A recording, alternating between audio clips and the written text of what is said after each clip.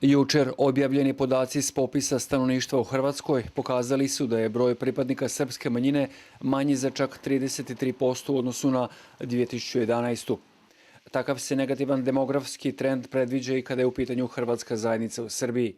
Gostujući na tribini Zavoda za kulturu vojvođanskih Hrvata u Subotici, poznati hrvatski demograf Dražen Živić objašnjava kako je to posljedica različitih čimbenika koji su djelovali dulje vrijeme. Nažalost, strukturna obilježja stanovništva hrvatske manjinske zajednice je takva da ne ulijeva nekakvog prevelikog optimizma i u smislu ovih rezultata popisa koji predstoji.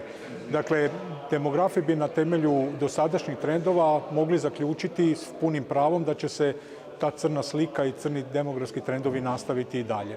Pa vojvođanski demografi su radili određene projekcije kretanja broja, dakle i Hrvata i nekih drugih, dakle i ukupnog stanovništva i broja Srba, naravno kao najbrojnijeg stanovništva i nekih drugih manjinskih zajednica u Vojvodini, pa između ostalog i hrvatske manjinske zajednice, nažalost perspektive nisu dobre.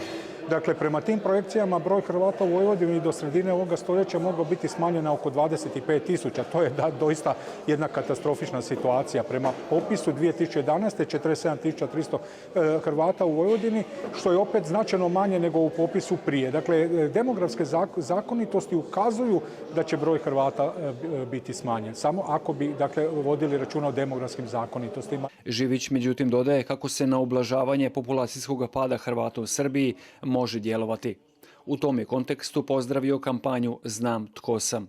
Svakako popis koji predstoji i njegovi rezultati će pokazati neko stanje, ali to naravno nije razlog da se zapravo ne učine brojni koraci koji bi mogli pomoći već u ovome popisu, a osobito u nekim narednim popisima, da se stanje, kada je u pitanju demografija hrvatske manjinske zajednice, popravi. Ne na način da pređe u pozitivne demografske trendove, to je nemoguće u kratkom vremenskom razdoblju, ali da barem ta slika ne bude toliko nepovoljna, odnosno da unutar populacije određena strukturna obilježja, pogotovo kada je u pitanju naobrazba, zatim kada je u pitanju ekonomska struktura hrvatske manjinske zajednice, poprime neka pozitivnija, bolja obilježja nego što je to bilo do sada.